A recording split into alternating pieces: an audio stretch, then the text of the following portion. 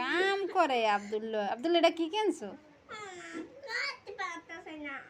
চেষ্টা করো, চেষ্টা করো। কে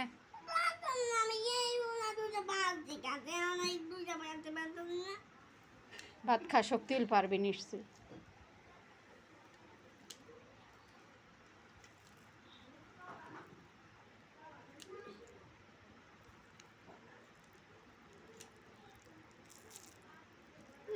অনেক কাম করে। এখন থেকে কি রান্না বান্না তুমিই করবে? সবজি কাটবে তুমি? আরে তুমি সবজি কাটতে পারো।